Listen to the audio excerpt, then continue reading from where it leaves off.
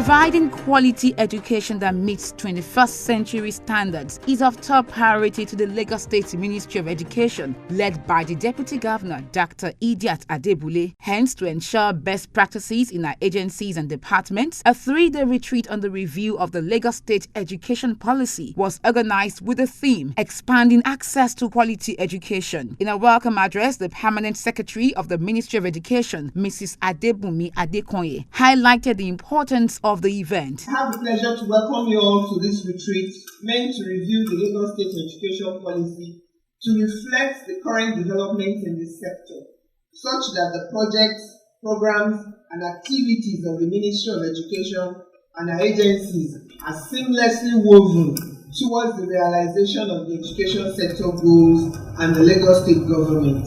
The Deputy Governor stated that the time had come to re-examine the policy on education in order to holistically address all issues of concerns relating to contemporary requirements. Based on our experiences over the years, as well as expectations and focus for the future, the time has come for us to examine the policy again in order to holistically address all issues of concern relating to contemporary requirements. This is another great initiative which should form an integral part of the state education policy.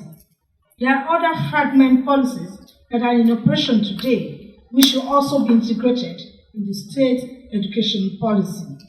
Meanwhile, some of the progress being made in the education sector are partly a result of federal implementation of existing policies and orientation, disposition, and tenacity of managers of education at the period being considered. One of the guest speakers, Professor Noah Olumuyiwa, the Deputy Vice Chancellor, Academics, Lagos State University, spoke on the topic Future and Sustainability of Quality Education in Lagos State, Planning for Tomorrow. World demographic bodies are beginning to tell us that by the year 2042, we are going to be having an average of 300 million people in Lagos State.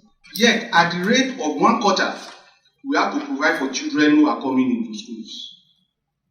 Take 1/4 of 300,000, those who will go from the primary school in Beribe, going to Lasu in Ojo, or through the trajectory. Some people must sit down, get the figures right, and do the planning, such that, like the Americans will say, we are not leaving any child behind. Leave no child untouched. The second speaker at the event spoke on the future of science education. We need science education in Lagos and everywhere in the world because science, as we are aware, is our understanding the world. So if we understand the world, we'll be able to develop the world. Technology has to do with applying science. So science and technology is the ingredient for propelling nations to development in all the sectors. Food security, education security, and all human security issues are hinged on development of science. So our Lagos State here, that is going to be in a little while the most populous city in the whole of the world, in a little while, will need science and technology to foster its development and prepare for such future world. The purpose of the whole exercise is trying to know how effective and how efficacious the system of education in Lagos will be, like say 20 years up front. We want to see if what we have today will be enough for tomorrow, and how well can we work sustainably so that we don't mortgage the chances of tomorrow for today. And what the ministry is doing is in order effectively in terms of evaluation. We want to evaluate process, procedure, programs. Can they be of relevance in the next phase of the world?